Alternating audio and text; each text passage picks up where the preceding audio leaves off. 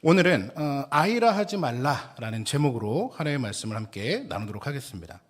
오늘 본문 말씀인 이 예레미야 1장은 우리가 잘 알고 있는 선지자죠. 우리가 흔히 눈물의 선지자라고 부르는 이 예레미야가 하나님으로부터 소명을 받는, 그러니까 선지자로 부름을 받는 그 장면을 그리고 있는 게 바로 오늘 본문의 내용입니다. 왜 하나님은 이 시기에 예레미야를 부르시고 또 수많은 사람들이 있는데 그 중에서도 왜 예레미야를 선택해서 하나님의 선지자로 부르셨느냐라고 하는 것입니다.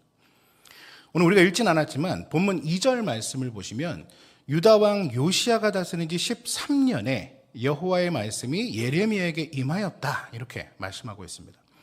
그러니까 요시야가 다스린 지 13년이라고 지금 이야기를 하고 있는데 요 시기는 오랫동안 유다를 괴롭혀오던 어떻게 보면 적대국이죠. 아수르가 이제 쇠퇴하기 시작을 하고 아수르가 쇠퇴하면서 그 빈자리를 누가 치고 올라오냐면 이제 바벨론이 일어나서 그 빈자리를 비집고 들어오는, 정치적으로 보면 굉장히 좀 혼탁한, 굉장히 좀 격변의 시기를 보내는 게 바로 요시야가 다스리던 시대의 시대상입니다. 그러니까 유다가 볼 때는, 유다의 입장에서는 그 자기들을 괴롭히던 아수르가 이제 힘을 잃어가고 쇠퇴하니까 야, 됐다, 이제 우리에게 좀 자유로운 시간이 오겠구나 라고 생각할 수도 있지만, 사실 바벨론, 그 빈틈을 비집고 올라오는 바벨론은 아수르보다 더 악한 나라였기 때문에 사실 유다에게는 이 시기가 굉장히 폭풍 전야와도 같은 그런 시기였던 것입니다. 그나마 다행인 건 유다를 다스리고 있는 이 요시야라는 왕이 유다 역사 속에서는 유례를 찾아볼 수 없을 정도로 굉장히 선한 왕이었다는 것입니다. 이 요시야는 즉위한 지 8년에 하나님을 찾았고 12년에 종교개혁을 시작할 정도로 굉장히 선한 그런 왕이었습니다. 문제는 이겁니다. 왕은 그렇게 선한데, 왕이 그렇게 종교개혁을 단행하는데 그 종교개혁을 이제 뒷받침을 해줘야 돼. 그 밑에 백성들이 그 마음이 떠나 있었다는 것입니다. 요시야가 왕으로 명령하니까 겉으로는 우상을 치우고 뭔가 개혁의 모습을 하나님 앞에 보이려고 하는 것처럼 액션은 취합니다. 근데 중요한 건 그들의 마음속, 그들의 삶 속 깊숙이 뿌리내린 그 우상의 모습들이 여전히 그들을 타락의 길로 이끌어가고 있는 것입니다.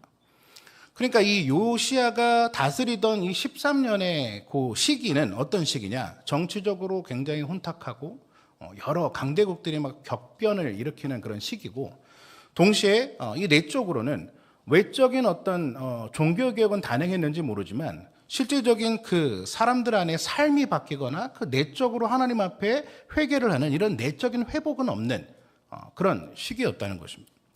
그러니까 하나님이 보실 때는 겉과 속이 다른 그런 모습을 보여드리고 있다는 것입니다. 여러분, 하나님이 원하시는 건 그 백성들이 겉과 속이 다르기를 원치 않으십니다. 겉으로는 막 홀리한 척하면서 속으로는 막 뿌리까지 썩어 들어가 있는 그런 모습을 하나님은 원하시는 것이 아니라는 것입니다. 하나님이 진짜 원하시는 건 단순히 외적인 제도 개혁이 아니라 정말 백성들이 마음에서 우러나서 그들의 삶이 바뀌고 그들의 삶 가운데 하나님을 정말 참된 하나님으로 모시는 그런 진심 어린 그런 내적인 개혁들이 필요하다고 하나님은 원하신다는 것입니다. 오늘 이 자리에 오신 우리 성도님들은 겉으로 보기에 화려한 성도들이 아니라 이 내적으로 하나님과의 그런 친밀한 인격적인 관계를 맺는 그런 믿음이 신실한 우리 성도님들 되시기를 축복합니다. 아멘. 오늘 본문은 그런 어떤 혼탁한 격변의 시기에 하나님이 그 시기에 쓰실 선지자로 예레미야를 부르고 계시는 것입니다. 자, 그리고 그 하나님의 부름에 예레미야가 어떻게 반응하고 있느냐, 이것을 저희에게 보여주고 있는 것입니다. 자, 그러면 하나님은 예레미야를 언제 보셨고 어떻게 그를 선택을 하셨을까라고 하는 것입니다. 우리가 사명자로 서고 또 하나님의 백성으로 하나님의 일을 할 때 우리가 부르심, 소명이라는 걸 많이 생각을 하는데, 과연 하나님은 하나님의 일을 하는 그 사명자들을 부르실 때 과연 언제 그들을 부르시느냐라고 하는 것입니다. 오늘 예레미야 1장 5절 말씀에 보면 하나님이 이렇게 말씀하십니다. 우리 같이 한번 읽어보겠습니다. 자, 시작.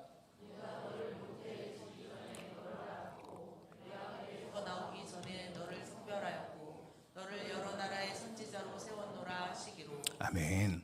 이 말씀만 봐도 은혜가 되지 않으십니까? 굉장히 감동이죠.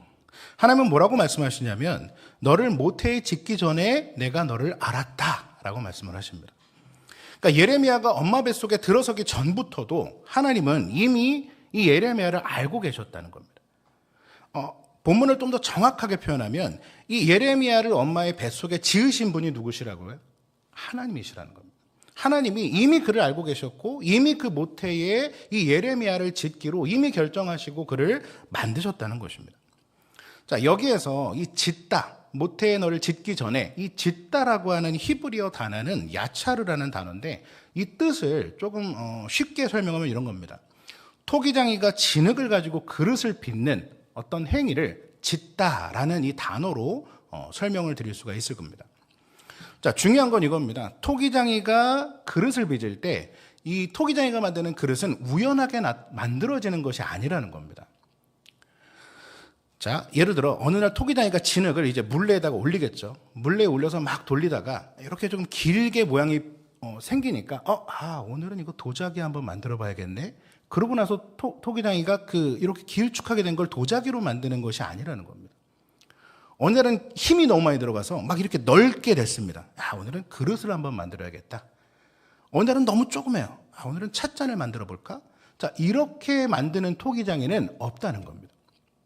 토기장이가 만드는 그릇은 분명한 목적을 가지고 계획을 해가지고 진흙을 올리고 그 진흙을 가지고 만들어내는 것이 바로 토기라는 것입니다. 토기장이가 만든 그릇이라는 것입니다.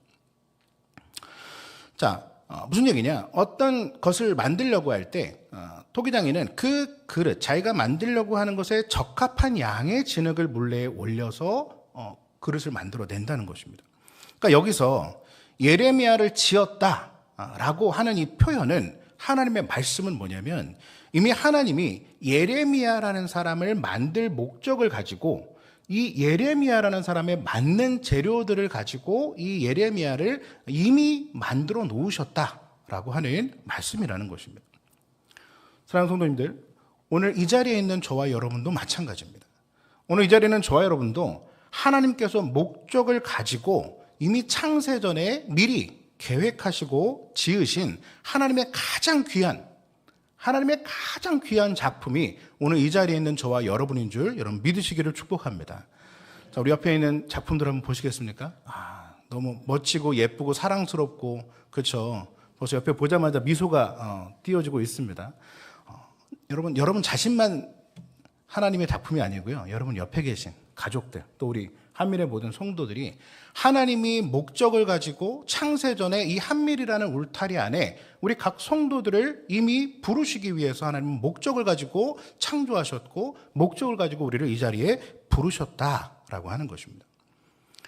기독교인들은 이 목적의식이 분명하기 때문에 우리는 힘들지 않습니다. 근데 세상에 많은 사람들은 이 목적의식이 없기 때문에 굉장히 힘들어하는 걸 우리가 보게 되곤 한다는 것입니다. 사람들은 자기들 스스로 자신의 존재의 목적을 잘 모를 때가 많습니다.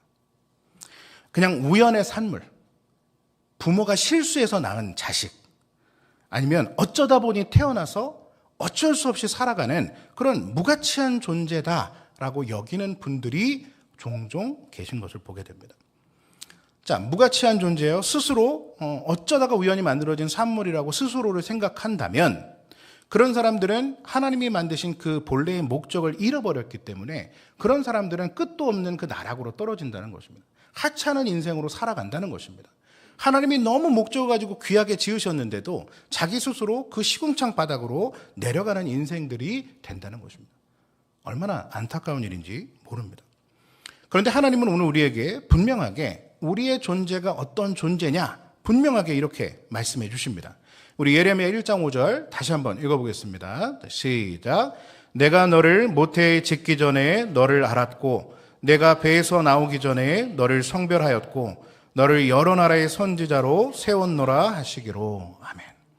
자, 이것이 바로 저와 여러분을 향한 그리고 이 예레미야 선지자를 바라보면서 내가 너를 분명하게 목적을 두고 내가 너를 성별했다라고 말씀하시는 그 하나님의 음성이라는 것입니다. 오늘 저와 여러분을 향한 이 하나님의 음성을 여러분 마음속에 깊이 새기실 수 있기를 바랍니다.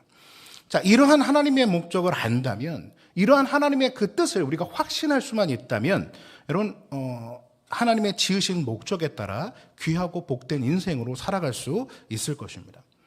그런데 그것을 잘 몰라요. 그것을 잘 모르기 때문에 목적이 희미해집니다. 그래서 내가 왜 지음받았는지, 내가 왜 지금 이 자리에 있어야 하는지, 내가 왜 하나님을 믿는 그런 기독교인으로 살아가야 하는지 이것을 모르는 사람들은요, 그의 인생 가운데 혼란스러움을 경험할 수밖에 없습니다. 오늘 예레미야가 그랬다는 것입니다. 자, 오늘 본문 1장 6절 말씀에 보면 하나님께서 1장 5절에서 예레미야를 부르셨을 때 여러 나라의 선지자로 너를 불렀다, 세울 것이다 라고 말씀하셨을 때 이 예레미야는 1장 6절에 보면 이렇게 이야기합니다. 내가 이르되 슬프도소이다. 주 여호와여 보소서 나는 아이라. 말할 줄을 알지 못하나이다. 나는 아이라. 여러분 예레미야가 말하는 게 뭐예요? 이겁니다. 하나님 저를 좀 보세요. 지금 저를 좀 보세요. 저는 아직 너무 작아요. 저는 그저 이 세상에 그냥 아무 힘 없는 한 아이일 뿐입니다. 이 험한 세상 속에서 하나님이 나를 여러 나라의 선지자로 불러주셔도 하나님 내가 감당할 능력이 안 돼요. 저는 아이예요. 사실 예레미야의 이 말이 틀린 건 아니에요. 완전히 틀리지 않습니다. 많은 성경학자들이 이 예레미야가 하나님도 부르심을 받은 이 1장 5절에 하나님이 부르셨을 때의 예레미야의 나이를 한 10대 후반에서 많아야 20살 초반이다라고 봅니다. 오늘 이 자리에 우리 청년들도 앉아 계시고 학생들도 앉아 계시는데 지금 청년의 나이대라고 생각하시면 됩니다. 이제 막 대학을 들어가는, 이제 막 고등학생을 다니고 있는 그 젊은 그 어린 나이에 하나님께서 예레미야를 부르셨다는 거죠. 그 당시 예레미야가 이 아나돗에 있는 제사장 가문 출신이었거든요. 근데 율법에서는 이 제사장이 공식적으로 서는 그 시기를 보통 나이 한 30세 정도로 봅니다. 그러니까 지금 30세가 되지 못한 이제 막 10대 후반에서 20대인 예레미야는 자기 스스로 볼 때 이미 제사장의 공적인 사역을 감당할 수 있는 나이가 아니다라고 이야기를 하는 것입니다. 세상의 기준으로 볼 때 예레미야는 선지자로 서기에는 아직 젊어요. 아직 젊다는 이야기는 경험이 없다는 것을 이야기합니다. 하지만 그것은 세상의 기준에서 보는 시선이고 하나님의 시선으로 보실 때 예레미야는 어떻습니까? 이미 하나님께서 창세전에 준비하셨고 뱃속에서부터 이미 지으셨고 목적을 가지셨습니다. 근데 그런 하나님이 부르셨다는 건 가장 확실하고 가장 대비하기에 가장 확실한 그 시기에 하나님이 부르신 겁니다. 완벽하게 준비된 시기라는 것입니다. 그때를 위해서 지으셨고 그때가 되어서 하나님이 부르셨으니 하나님이 부르시는 지금이야말로 예레미야에게는 가장 완벽한 때라는 것입니다. 여러분 한 소년이 있었습니다. 이 소년이 3살 때 아버지의 그 작업실에서 공구를 가지고 놀다가 예상되는 어떤 사건들이 있겠죠. 송곳을 가지고 자기의 눈을 찌르면서 이 눈이 손상을 입게 됩니다. 근데 아마 파상풍이나 뭐 그런 게 아니었을까 싶은데 한쪽 눈이 이 송곳으로 인해서 찔리고 상하면서 그게 이제 다른 눈에도 전이가 돼버립니다. 그래서 이 소년이 10살이 되기 전에 자기가 가진 두 눈의 시력을 다 잃어버렸습니다. 앞이 보이지 않는 그런 맹인으로서 그의 인생이 이제 10살도 되기 전에 시작이 된 겁니다. 이 소년을 보는 모든 사람들이 이 소년을 향해 뭐라고 얘기했냐면 너는 끝났다라고 이야기했습니다. 너의 인생은 이제 끝났어. 넌 앞으로 할 수 있는 게 아무것도 없어. 실제로 앞을 보지 못하는 이 아이가 할 수 있는 게 무엇이 있겠습니까? 하지만 이 소년은 자기가 가진 그 실명이라는 단점을 어떻게 이용하냐면 그 보이지 않기 때문에 또 자기가 보아왔던 삶이 있기 때문에 더 보고 싶은 그 열망을 가지고 자기가 실명했다는 단점은 있지만 오히려 이 단점을 통해서 더 연구하기 시작했고 보고 싶고 책을 읽고 싶은 그런 열망을 담아서 연구를 하다가 이 소년이 15살의 나이에 우리가 잘 알고 있는 점자 체계를 발명하게 됩니다. 이 점자가 오늘날 전 세계 시각장애인들의 어떤 눈과도 같은 역할을 하고 있는 거죠. 아무것도 보이지 않는 그 맹인들에게 빛과도 같은 역할을 해준 겁니다. 이 소년이 바로 점자를 발명한 루이 브라이유라는 사람입니다. 우리가 이름은 잘 알지 못하죠. 그런데 이 루이 브라이유라는 사람이 이 사람도 이야기할 수 있었습니다. 하나님 나는 보이지 않습니다. 나는 앞이 보이지 않습니다. 나는 아무것도 할 수 없습니다. 라고 그도 말할 수 있었다는 겁니다. 나는 아무것도 할 수 없는 존재예요 라고 그는 스스로 낙담할 수 있었다는 겁니다. 하지만 이 브라이유는 나는 보지 못합니다 라고 말하는 것이 아니라 하나님, 내가 보지 못하는 데는 이유가 있겠죠. 내가 지금 보이지 않는다는 건 하나님이 이렇게 나를 이끌어 가시는 목적이 있겠죠 라고 그는 말을 하고 그 이유와 목적을 찾기 시작한 겁니다. 그 결과 이 보이지 않던, 눈이 보이지 않던 이 한 소년이 자신의 실명이라는 단점을 통해서 점자를 발명하고 수많은 맹인들에게 오히려 빛과 같이 되는 그런 인생을 그가 살 수 있었다는 것입니다. 세상이 볼 때는 실명이 장애였고 불편함이었고 아무것도 하지 못하는 장애물이었지만, 그러나 이 소년에게는 하나님이 주신 사명의 이유가 되었다는 것입니다. 오늘 저와 여러분은 어떠냐는 것입니다. 우리도 하나님께서 우리를 부르실 때, 우리가 무엇인가 하나님의 일을 감당해야 될 때, 하나님의 목적이 우리 안에 왔을 때 내 안에 아이를 바라보며 낙담하고 있지는 않느냐라는 것입니다. 내 안에 아이를 보며 낙담하는 인생이 되지 마시고, 오늘 이 눈이 실명이 됐던 이 브라이유처럼 자신 안에 있는 그 연약한 아이, 그 장애라고 하는, 그 실명이라고 하는 그 장애를 통해 이루어 가실 하나님의 일하심을 여러분의 인생으로 끌어올 수 있는 귀하고 복된 인생이 되시기를 주님의 이름으로 축복합니다. 아멘. 하나님은 예레미야가 나는 아이라 못합니다 라고 이야기했을 때 그런 낙심한 예레미야에게 하나님은 단호하게 말씀하십니다. 오늘 본문 7절 말씀에 보면 이렇게 이야기합니다. 여호와께서 내게 이르시되 너는 아이라 말하지 말고 라고 이야기합니다. 너는 내 앞에서 아이라고 말하지 마 라고 하나님이 예레미야에게 말씀하시는 겁니다. 세상의 기준으로 너를 보지 말라는 겁니다. 이 세상은 너를 열등하게 볼 수 있고, 너를 경험이 없다고 볼 수 있고, 너를 나이가 어리다고 볼 수 있지만, 그래서 너를 실패다로 볼 수 있지만, 그러나 하나님의 내 앞에서 너는 너를 아이라고 말하지 마. 너만은 너를 그렇게 보지 마라고 이야기하는 것입니다. 그럼 뭐로 보냐? 이 세상의 기준이 아니라 누구의 기준으로 보냐? 하나님의 기준과 하나님의 시선, 하나님의 목적으로 너 자신을 보라는 것입니다. 그럼 보인다는 거야. 하나님이 무엇을, 어떤 목적을 위해 나를 지으셨는지, 하나님이 어떤 목적으로 나를 끌어가고 계시는지를 그러면 우리는 볼 수 있다라고 하는 것입니다. 그러면 내가, 하나님이 너에게 이렇게 하겠다. 1장 7절 우리 같이 한번 보겠습니다. 다시 한번 보겠습니다. 자, 같이 한번 읽어봅니다. 시작. 여호와께서 내게 이르시되 너는 아이라 말하지 말고 내가 너를 누구에게 보내든지 너는 가며 내가 내게 무엇을 명령하든지 너는 말할지니라. 아멘. 여러분, 어린아이가 걸음마 할 때 아시죠? 어린아이가 걸음마를 이제 시작하려고 할 때 아이의 근육이 완벽하게 잡혀서 이렇게 기다가 오늘 걸어야지 하고 벌떡 일어나서 걷는 아이는 없습니다. 그런 애가 있으면 여러분 TV에 내보내시면 됩니다. 그런 아이는 없어요. 그런데 아이는 왜 걸을 수 있느냐? 그 아이 뒤에서 부모가 그를 붙잡고 있는 거예요. 아직 이 근육이 걸을 수 있을 만한 근육이 아니고 힘이 안 되는데 부모가 그의 뒤에서 손을 내밀어 잡아주고 그를 끌어주니까 이 아이가 걷기 시작하면서 근육이 생겨나고, 그러면서 이 아이는 걸을 수 있는 힘을 얻게 되는 것입니다. 세상은 무엇을 바라보느냐? 그 걸음마는 아이에게 초점을 맞춥니다. 하지만 하나님의 시선은 어디를 보느냐? 그 소년의, 그 아이의 뒤에서 붙잡아주고 있는 부모를 바라본다는 것입니다. 못 걷는 아이를 붙잡아주는 부모의 손, 아이가 보지 못하는 위험을 미리 보고 그것을 준비해주는 그 부모를 보는 것이 바로 하나님의 시선이라는 것입니다. 그리고 하나님은 분명하게 말씀하십니다. 너가 가야 할 곳으로 내가 너를 보낼 거야. 그리고 거기에서 네가 해야 할 말, 나는 아이라 말할 줄 못한다라고 하는 너에게 네가 할 말을 너에게 줄 거야 라고 말씀하세요. 그래서 8절과 9절 말씀에 보면 하나님이 이렇게 약속하십니다. 내가 너와 함께하여 너를 구원하리라. 내가 내 말을 너의 입에 두었노라.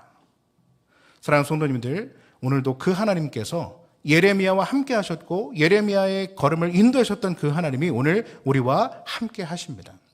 오늘 그 하나님이 저와 여러분의 삶을 하나님이 이끌어 가시는 줄 여러분 믿으시기를 축복합니다.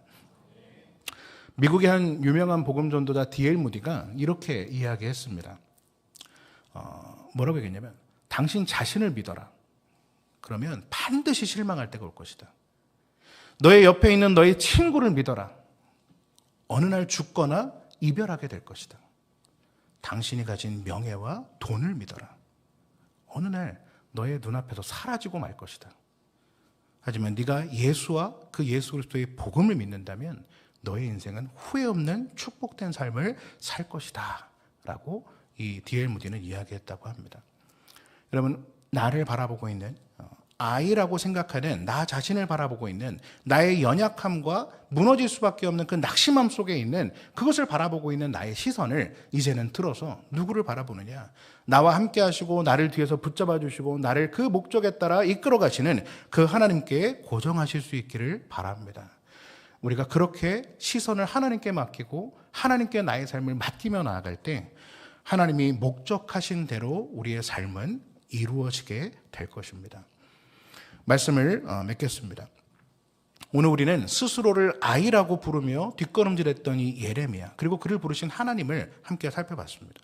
오늘 말씀을 통해 하나님께서 우리에게 주시는 음성은 뭐냐? 첫 번째로 바로 나의 시선을 나의 겉모습, 나의 연약한 아이가 아닌 바로 하나님의 목적으로 옮기라는 것입니다. 또 두 번째, 하나님은 하나님의 때에 우리를 부르신다는 것입니다. 내가 준비된 때가 아니라 하나님이 준비된 때, 하나님께서 허락하시는 그 하나님의 때가 가장 완벽한 때인 줄 여러분 믿으시기를 바랍니다. 마지막 세 번째, 우리 입술의 언어를 바꿔야 합니다. 하나님, 나는 못합니다. 나는 아입니다. 나는 말할 줄 못합니다. 이런 불신의 언어가 아니라 하나님이 하실 것입니다. 하나님께서 오늘 나와 함께 하십니다. 그렇기 때문에 나는 할 수 있습니다. 라고 하는 이런 순종의 언어로 바꾸실 수 있기를 바랍니다. 우리가 그렇게 할 때 우리를 모태에 짓기 전부터 아셨고 우리를 성별하셨던 그 하나님께서 하나님의 목적대로 우리를 이끌어 가실 것입니다. 오늘 이 밤 우리가 그 하나님께 우리를 맡겨드림으로 하나님의 일하심을 내 삶으로 끌어올 수 있는 우리 한밀의 모든 성도님들, 또 우리 한밀교회가 되시기를 주님의 이름으로 간절히 바라고 축복합니다. 아멘. 함께 우리 이 시간 자리에서 일어나서 다 함께 하나님 앞에 들은 말씀을 생각하며 기도로 나아가겠습니다.